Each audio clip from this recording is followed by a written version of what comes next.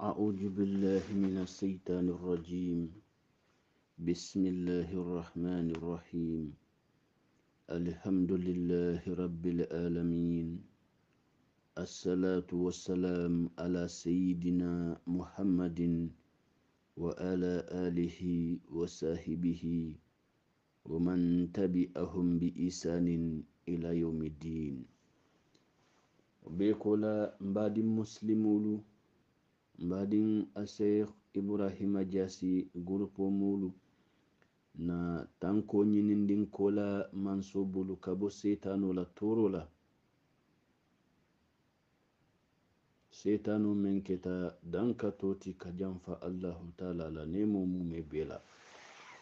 be tanko nyinina Allahu Ta'ala bulu kabo setano la toro la badamu tala Allahu Ta'ala tola manso min atele daro folo andun abala banna fana atele manso ti men diyata ye fana aka woleke andun naye men kenya men fana wo beteyata wole nyama ba tentula ba jayila ala nemola ay men kenyen nemolu men ate kontinola ate bannola misallanna kilabama Muhammadu sallallahu alaihi wasallam wa ala alihi ate kila me ya banke sallallahu alaihi wasallam akun nde Muhammadu kalta mansula niyo be manso min bulo mote dunna ara janno kono momin sinyolu man kisa atoroma woto hadamadingolu silamolu nyantaje la ko silamaya ate tanola daji ko nyimma kuma birin ini nyon hadamadingol lemban birin ini nyon silamol lemban birin ini nyon dina dunke kotengol lemu komo kristiyanolu ani alyahudolu bitilo abalafa warata ani kuya warata ntella sunkaro kasile na banna salo karo kasi ite kristiyani kilim moyla abe kawando kela kristiyanolu sunga islamol la sunkaro fele abe sila kristiyani me ye ma koyje wala men koye don alman la sunkaro tambila kayro kono ibota kristiyani yala ibukanna kubali sika kawoke ila moli nyatilingola oto silamolu de ala alim fanali yakata katun dinatiyo nin dinatiyo tema o hakko bejele ini nyom muslimo tema mumino tema o hakko bejele ini nyom hadamadingo tema hadamadin kenzo memmantara dina kono hakko be na tema katun ina be mu memba adamadingo leti alayhi salam iba bunya la hadamadi yakan inyon dina dunke abunya la dino kan katun nka diya mu meni kambake ni mari yala moy hakilo la bake ifango ye mira kuma kango nyin kotola ibaje la ko tonya nimbe diya mu la nyilla karola nyantalo nambe diya mu la nyami katun ndella mulu jama kamuneta 31 December wala mu December til tan sabanin killing wala ila yin Christmas o min nabina sikan annabilla Isa la wulu way kajura ila foroto wa kamala bari niya jibe ntella kontiro bebe lorin wolika Christmas o min jura wala sankuto na kontiro bebe lorin woleka niye mo keme nyininka ite wuluta sanjong memba fola wuluta 1990 wala 1970 membol fole wala be siyala memba fola wuluta hijira karo nyinela sani iko mo men imanya nala kafulama sani muna ya tinna iyala kontirota iyala sangota iyala karota ite kela kontiro kewola ni wo yele mo bena sila ite na wuli kawo kajafi sani ifamo yin dinkira jibe bake ni hakilo laba ni ete nyinin ka iwulu samala ni ma fo 1990 iba fo 1976 wana sifalu ala karajuma January o September o December wana sifalu nyelum meni kanyin Christmas o jura meni kanyin sankuto jura ila kontiro nye ikata wolleto sanyi ni wo bena sila ite ka woli jalay nte kunde mbuka fahamno ni ataran ndiyam tan nyine kan alin kana kontiro ke tubabu karola tubabu la sangol alin ngol bondi sila mo la kaytol kan residencia ID card kan la passportul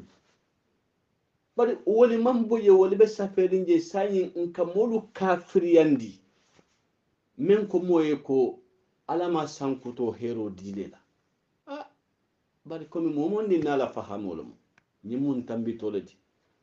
be salla wakila ba ma sallallahu alaihi wasallam anala dimbaya senulu anala sahibe nyummalu ani momondi mbula tawol noma fo jannim be nyola julo jola alole mo alikiyamu lulungoti ala ka fo hano kuno dinkira mintu lungo men na dingo kabori fala fa kabori dingola muso kabori akemala kew kabori ala musola jang nyanda mu hakille soto la jang yalo dingo ana wulula dingo jareta wulula yin ateye fa dingo ye balu bar niyaje dingo be borla wulula la walla wulula be borla a dingo la mba dingolu ko men kawo sabu wallahi mbe nyantalo na ko wante kundinti tumo men na dingo kabori wulula la walla wulula kabori a dingo la walla futu kewo kabori ala futu musola futu muso kabori a futu kewo la e ala wallahi mbalo na ko nyimmo kuleti men asembo warata hadama dingo nyanta parendiro men kela kama wala mo yebula ala la yamaro noma ala yebula milla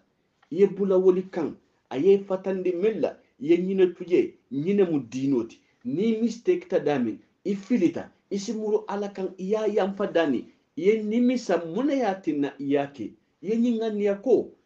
ila teneno kola ye ala soki yo ala soko ni londi wonoto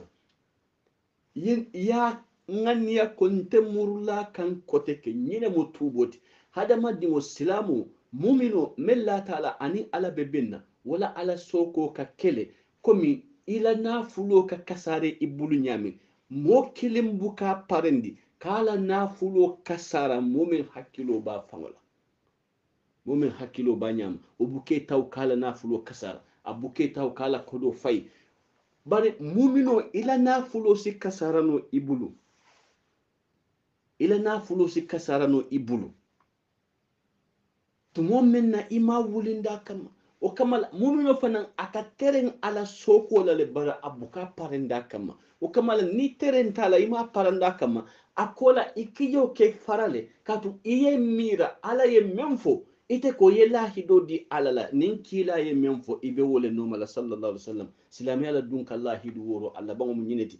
a folo nte fula kafla alama nte sunyaro kela nte jeno kela nte ndingo fala nte nambara kela sinkoto nta kela mbulo koto nin kila ye mbula bara nyuma menna mba kelale nyine mullahi doti min silamo be idunto ala nala kila ye memfo nyanta kawoleta nimmen yalon nimme yalo ni malon ila lon nin kola inyanta kata muna yatinna katu nyine mu fenti men ka dino sabatindi hana jawulu kalon ko ibe tonyale kan tumo men na nyin saban samba anyama katu wala yatinna hanin na banko presidenolu ni e carte fayo win ike kalindi le mansa kundala janni ka banko ta muni kamala ke kali banku dingoliye kombe banko la luwa bunyala nte banko jamfala wala mu kadu ko muta wala ka kuke banko sarato malafi minna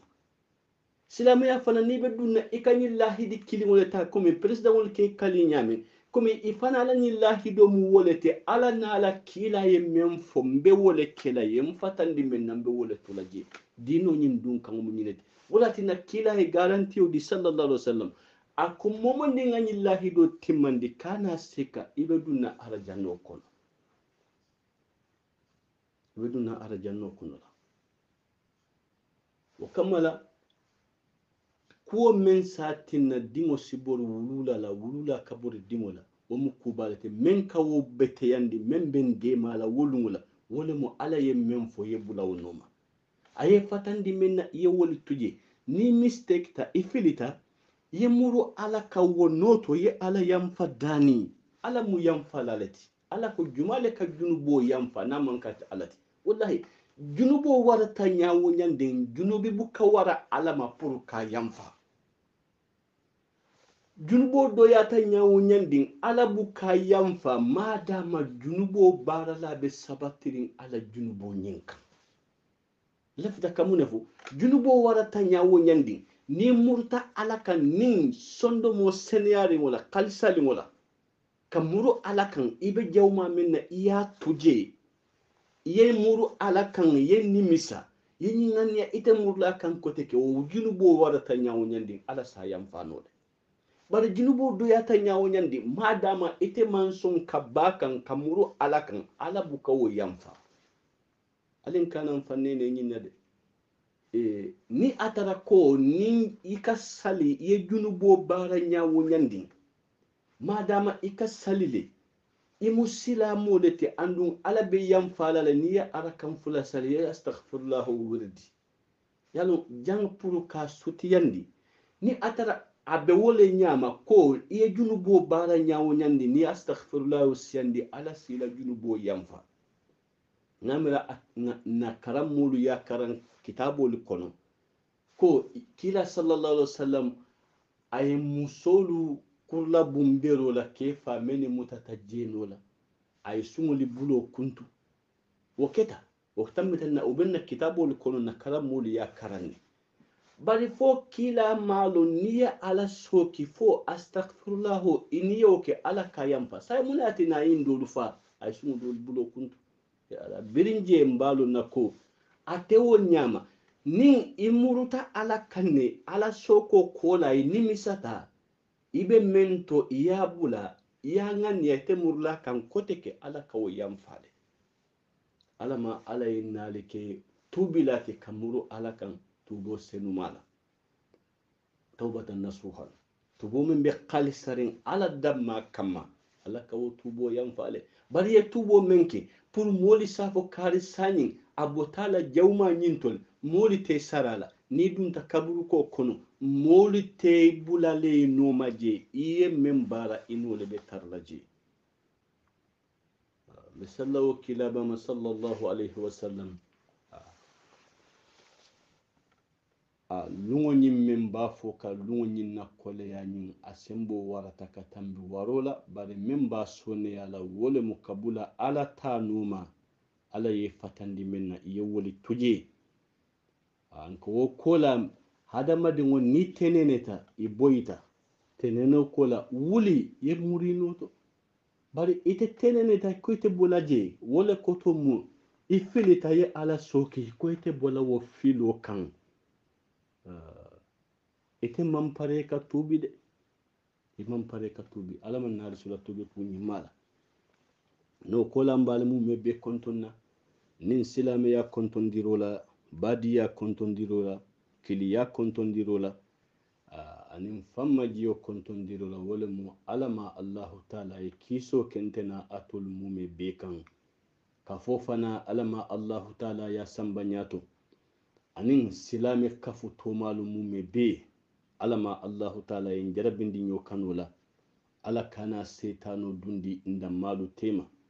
ya rabbi man sakallan ken kafta duniya jan alama allahu taala yen kafundala jannatul firdaus fana kuno alama alayo kala alaya bunya kama ayo kala kila na la dimbaya senul bunya kama allahumma salli ala muhammadin no botaje mbe kafomu me be kontonna kabirin santo foduma momondin beje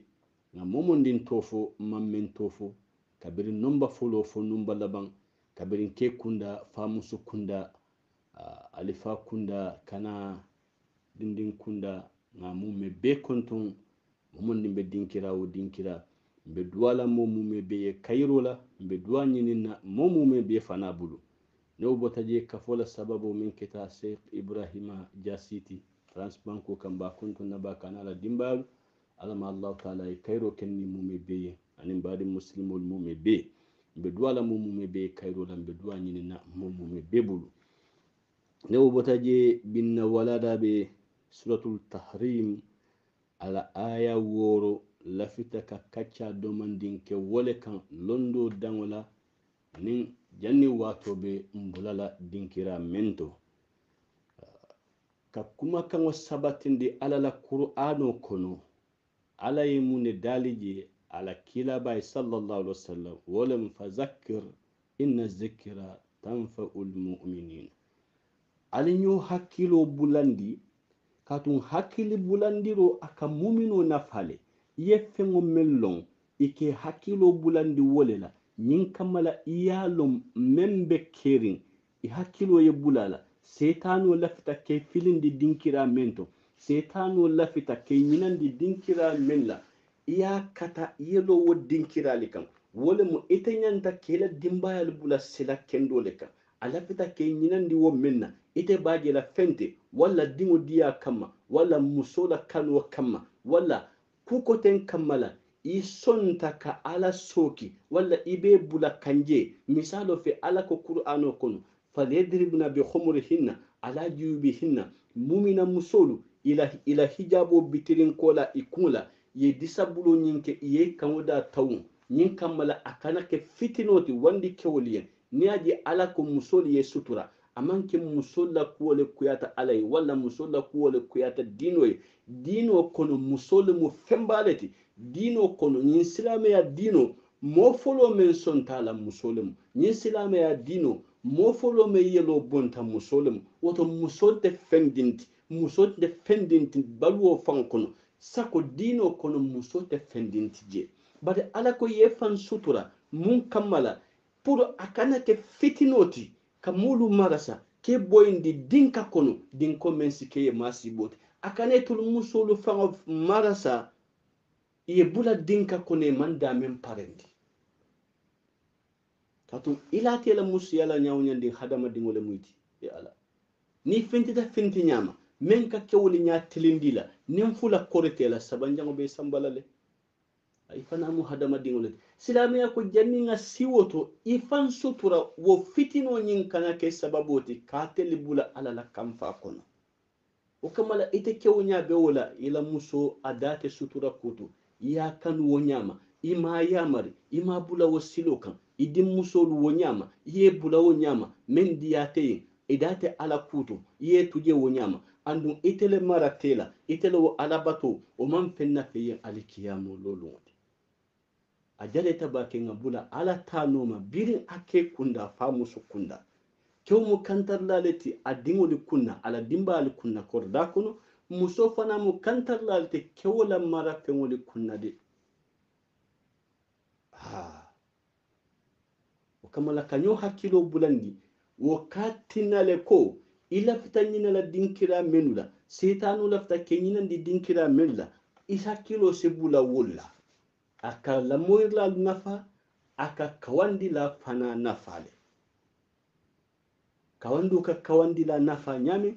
aka lamoyla lafa nafa wole nyama wala aka lamoyla nafa nyame aka kawandi la fana la fa wole nyama katu watu watindi aka la fa londola aka hakilo bulandi aka memfo moli enko ala kote kila sallallahu alaihi wasallam fana ya banke ko ballighu anni walau bi aya alifu tandiro ke kabunte kila bulu o kamala kila e momondin ya adomandillo ala tato ayali be kile komi yemmellon ya futandi moluma meni malon wala meni ma moy folo nonten dalta kafu ntolumu talibolleti na londo doyata na karam molu beje meni sin karan sanji kemi arabu kamala alama ala yala tonya dem ayo men ko nga sambanan wala suratul tahrim la aya woro qur'ano doli kono ala yemune dali ala kila baye sallallahu alaihi wasallam nabiyul ummi ala yemen jayi ko annabiyo molemu memman karan ala woto mbadingolu silamiya dino alondo manna nyinna ko nga arabu kangole moy wala nga arabu kangole karan ya ala alondo manna nyinna man karan silamiya dino na ta munela même fote ko ala koten na tute kono itele mu dino lonnati wallahi même fote na tute kono itele mu dino lonnati arabu kango womu kango leti ni atara arabu kango wole mu dina longoti tenunu arabolu te dunna dina karanga arabu kango mu kango leti komi angale kango mu kango tinyame komi mandinga kango mu kango tinyame bari komi ala nyine fo qur'ano kono ate diamu ta kilariamo o kilariamo adiamu te ye ifa kango lela ye kango memmoyi katun na diamu te kanko tenna ite mawo moyi wala ni tay ayete moyndi wala ibe diamu kam million wala bukaw moy ibaji la sike toroti wato dulu isi diamu moy ayatara man nafaso toje tatu momen man arabu kam moy bara abe dino noma ite kawo kawandi ika fay ko la takrabu zina kana kata jenola he ala ima fay mandika kanwala ite danta arabu kamalla abe qur'ano kono nyami idanta wala yafo moy memman arabu kam moy mbadiŋolu abe nafa jumale soto la wo kuma kaŋa kono wallahi abe kalayan fofo ñole tambita moye kaŋo meŋ moyi ni diyamu taye wola wallahi aka fahamu mo meŋ lafita ka fahamo kede wala yatina ala ko ate diyamuta kilariyamu kilariyamu a diyamu taye ifa kaŋo le la iye meŋ moyi katum ibe ta diyamu la molle fana ye ni meni denta wo kaŋ kiliŋo la nonte kango be kilin Allahu Ta'ala bulula alama alaye tonya dema ba'da a'udhu billahi minash shaitanir rajim bismillahir rahmanir rahim na tanko nyinindin kola manso bulu kabo setano la torola setano men kita kurla bum fenti danka toti kajamfa alala nemola mbadingulu mone atinna setano bota alala nemo kono mune atin ala ya danka tumomen na asabati ta safefe wali kono ko i kana sekade ye dinkira wo dinkira de setan iblis la'anatullahi ay sujudo ke Allah Ta'ala yeje bari mune ya kafirendi ala kaye ko sujudo ke mbemba adama ye alayhi salam iblis kaye ko tonya ntem fam nde sujudo ke no lay kadu nyinda data nte nyalale ndana nam famma jiwoye ala nte wo kenola ala ka woto nima woke momme ya fawara wote sabati nolante ala la bunya kono de akwa abe dunya la wala badata famma jila mbemba adama yede ala yembem iblis la anatullahi aya danka wala nyama ka bunda ala palasola aya yitandin tulu hadama dingolla ani mbemba adama fawala ko iblis la anatullahi njawolum menna jawya mantara nokundin wallahi ni hadama de muje ali halo do te balo na tonya setano le sitala bari wo bulis la anatullahi mun yatina ala ya danka aye ala bato nyi membeke ala yen ko a ye dinkira wo dinkira lum banko kan iblis la anatullahi sujudo ke ala yiji bari ala ya marile ko sujudo ke mbemba adama ye alayhi salam abalanta wala ya bundi nte kundi ngo men kadiyamo anato lamo la kendolu ani meni ko muslimoti ala la yamar jelle mumbalanta menula ala la patandir jelle mumbalanta ka meni tuje sani ninga wo jibe iblis la anatullahi ay arabato ke nyawnyandi ala soki kilimo kontem famma jilam bemba hadamay ala ya danka wole la ka halaki ka kunna ko ya kabundala nemo ko ndemen kadiyamu ani atul lamoy la kendul ani meni ko muslimoti ala la yamari jelle mumbalanta kamenuke ala la fatandir jelle mumbalanta kamenutuje woto alin kana sun kam fannene mbemba adama alayhi salam muni ya bundi ara janno kono ala ya da ka kamna hawa ka bunda bala ka dada ka kala futum musoti ala yebula ara janno kono ako ara janno dinkira o dinkira diyatali alisi tanoje ali domoroki alisi tanoje men diyatali aliyaki bari alini yiri juwo tunyen mbalo nako na jongoli yembunya ali kana katani yiri juwo la wala takraba hazihi sajar ali kana katani yiri juwo la ali nyin tunye nali yin tunye alnata fali fota tani yiri juwo ma ale ko mario kun kana nyin domo ale nyin tuje nte ala kama nte ala buka dan soto nyin walatina kila ya banki sallallahu alaihi wasallam ako nin ala ko ali menke ala la kato dangoke bari ala yali fatandi minna ali wo mume betuje katun ala la fatandiro le sangara takatambala ya marol mune yatina nko misalo fe idingo ikaye kunna masimma kana abundin dinkirato abedame na tuje wole laman ya war ina ta yatara idingo ya samba dinkirato imalla fi dinkira men ibe kila manya dide andu iwulu dingo le moti sako ala na la jongol bimba adam alayhi salam tumuna ayirju wonin domo ala ko kana katani yirju wala iya setani ye marasa kenene fo iya domo bimba adam alayhi salam aninna hawa wala ye bonde ala janno kono ko ala ko kana ni yirju ma iyama nde kundi mo men kadiyamu anatullamu illa kendo ngo ala la yamari jallemu ali kana nyinke ningake ani ngamuru ala kan nga tubo senumala wala mo mbe jawma min la ali nga londi ala kama na nimisa na ngani ya konte murla kan koteke ala mo yam falalati ala yimune fonyi ayo da mutadula ako ya ayyuhallazina amanu atulu molu men limaniyata alala katun ala na be diyamu kan aka diyamu molle men ye lahido diyala ko itele mu mariyoti nte fula kafule man bete ala dammale batula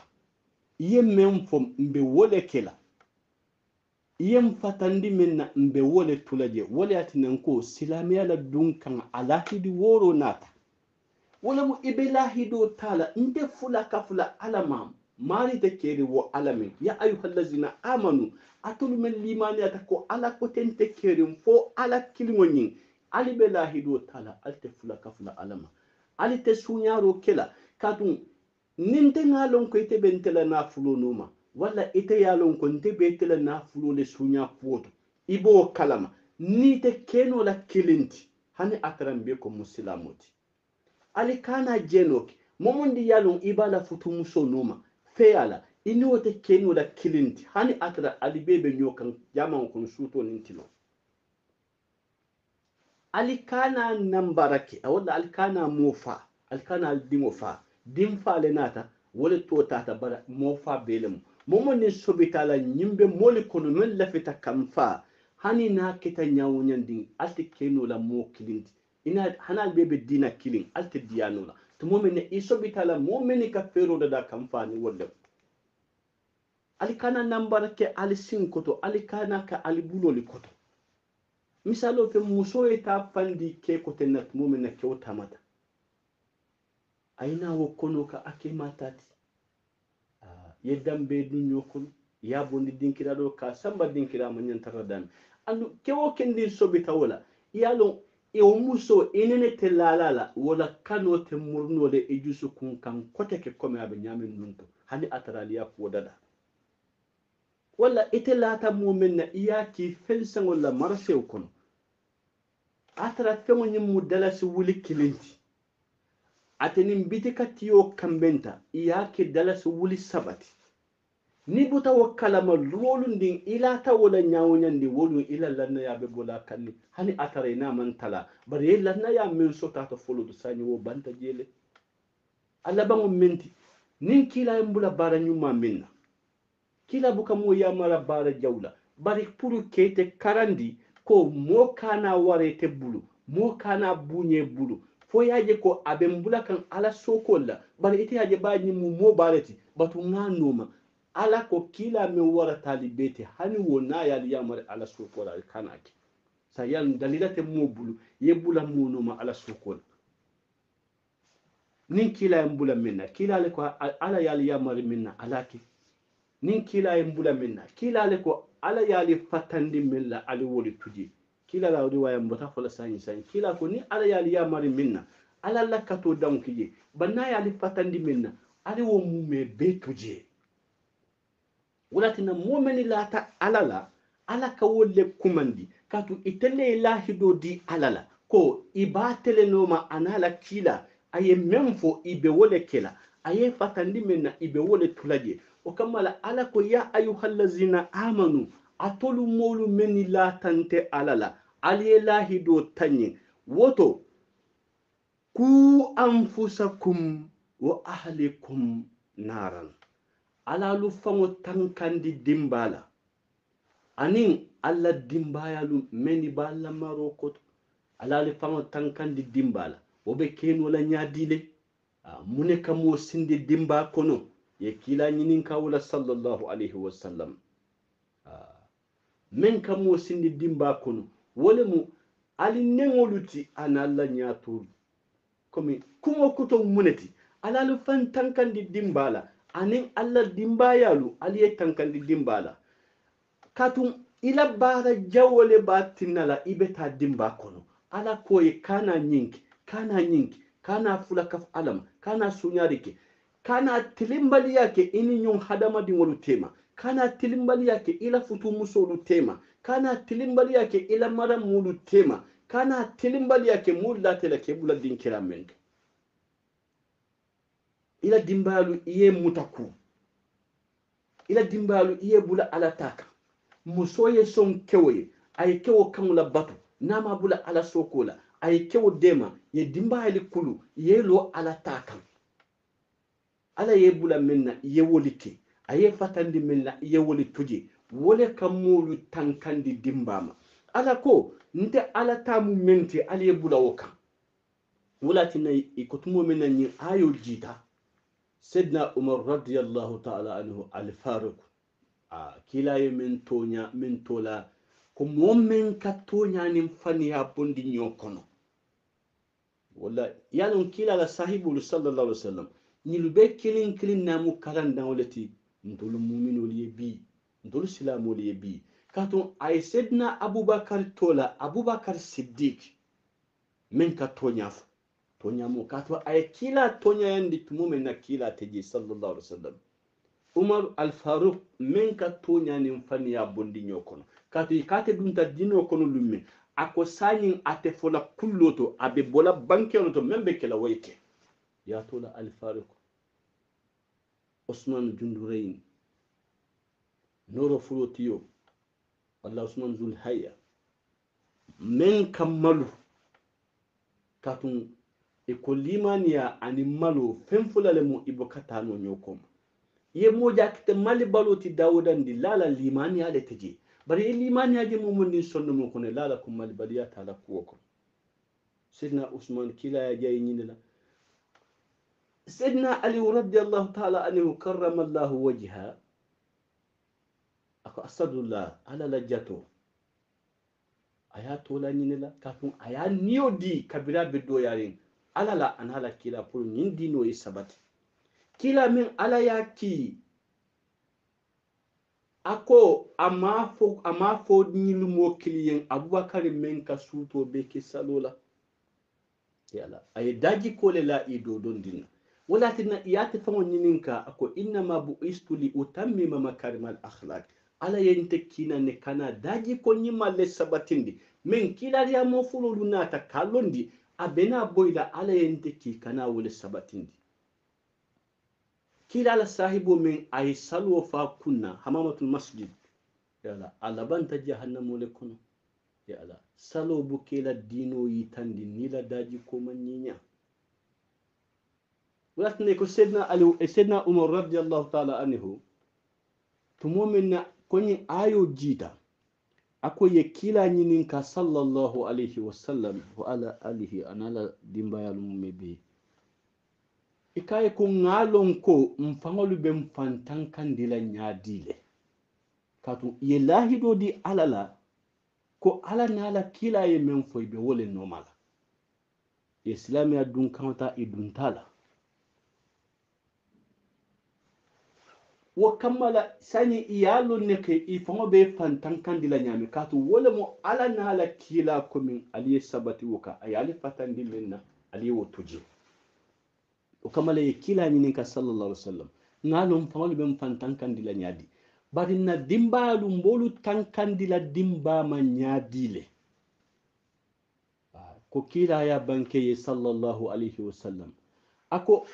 alibala dimbalu tankandila ñamenna wole mo alaye men haramu atolu fangolu kan aliya kata aliye woli haramu ali dingolu kan alaye jeno haramu alu kan ni ye fantankandi jeno la akata idin kewlu ani dimmusolu iye tankandi jeno la wole mo iye bula sila kan men satina ye jamfa jeno la abe wokuno ye dimmusolu ya mari ye suturoke abe wokuno iye dinkewlu ya mari ye lo ala takan ya yitandila jeno man beteya ni ye men jeno silo taman selo jemenna yelo ilo dula wolun yelo ilo dula anyun kana ke koteke ila futu musolu wonyama ye yamari ke bula ala taka ye fan ya kata ala ye men haramu ma yo haramu idingolu kan ko ala ko nyimu haramu lote alikan ikana son ye je ibewo ke kan ibederi ala yali yamari menna ye aliya kata aliya la dimba ali yamari wolla ala ko ali salwati lulo londi ali sunkaro su ali jakko bonni ali hijjo ken ala sembodi menna ali tilin alla dimbalu ali tilin alla musulu tema ali tilin mulu lata la kalbla dinkira mento ali wandi musulu tuje ala kamma katun ye kila nyinin ka sallallahu alaihi wasallam bara jumale jawya tabarulu beti ako wole muka fula kafu alama isaita nyinin kala ko wole muka hadama dingo niyo fa tawo kan asabanja wole mu kay sinyo la muso jene ka kafu la isinyo la muso ma ka feya kila junube fonyine sallallahu alaihi wasallam awala tabaki ninje no mu kunya tanti a junubo itela nyimbeta kunya taworo wula a junubo di andu junubo junube be muso wo kema kan hani mo fa junubo le mu fulanka fo junubo le mu ala be wo tala kala ite meye isinyo la muso jene yemu melon ka kafu ka wakili ka wala muso jene nyimu junubo le timi warata baki alama ala nal kisam ko ali balla dimbali yamarla ala yali yamare minna yewoke ali yalla dimbali yamare ala yali fatandi minna ali ye fatandi wala wulatina kila ya banki sallallahu alaihi wasallam ko ali be kilin namu kantar laleti andun kantar lawo kantar la ibe nyinin kala ila kantar fin walale ali kiyamulun wulatina kila ya banki sallallahu alaihi wasallam badingulu ali hekatu telefono le kuntuta kolle nata wulatina mbe dinkira minto wala mu kila sallallahu alaihi wasallam aynine banke ko ali be kilin namo kantarla lati andun kantarla wo kantarla ibe nyinin kala ila kantare fe molale ibe kordati nyinin kala aya dingolu mara nyadile alay munefo ako ya ayyuhallazina amanu ku anfusakum wa ahlikum naran atul mulu menilata alala alalu fango tankandi dimbala analla dimbayalu ite ye fango tankandi dimbala salwati buka fo ikoma jamao kono iko ye haramulu tuje alaye fatandi minna iye woli tuje bari iye la dimbali bulaje min diyate yen ikabara wolela ite dateje inya bela sembo bela ye bali imanson koni alikiyamulolu sita ala siwo kordati yodondi siratu salodala ala dimbali tambi kilin ni mu mutataje ko nyimbalanta ala talela amanson ala la yamarula ala soko wale ba samba kan jahannama ala sidi kordati yinyininka nte ala ko musoli ye hijabo biti ni muy dimbu solete abalanta kafan sutura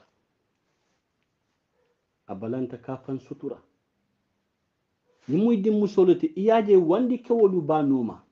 iman diyam ni muy din kewleti wato mume ani wandi musollem ni muy din kewleti inya bala ibe haramu kuwolela iye nya lakan wona anyolu ani wo sabati ta keba kan ko atela dade wala ala katabaliya wala ala lodula alobaliya alodula wala yatina abeta kan jahannama ko ala safo ala malaikoli alin jawo kafu njawo makatu nte jawo dema la mun jawo doleti wallahi momondin i kambente kama koybe ifala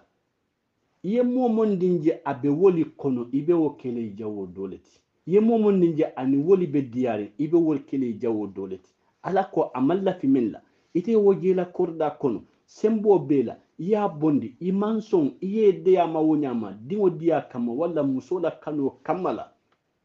ya ala safo ali kafu nyuma katun atere keta sababoti amallu alodula hani atara ni annabiyo mulla barajo le na tawulun ala si kafu nyimma wolula katun ala ko alal fantan kandi dimbala analla dimbalu imanson kela dimbali tankandi ye dimbali bulaje men diyate ye ka woleke ite son tawula way bara ifango nyatilin wala ala dun ko ya ayyuhallazina amanu ku anfusakum wa ahlikum naran dimba men waquduha an-nas wal hijaratu men akamala hadama dingolela anin bero alaman nali kisala dimba duma alaman nali bulala funna diya jongoli kono alaman nali sulala banku nyimala dino nyin tonya menti alama Allahu taala yole dima nkam menni faliyen nin tonyale mo alama Allahu taala yin dima nin sita jamba fulale ko al dimalamu Allah talibu al duma min kita ustaz kisima konteti ba fulale ko assalamu alaikum wa rahmatullahi ta'ala wa barakatuhu alhamdulillahi rabbil alamin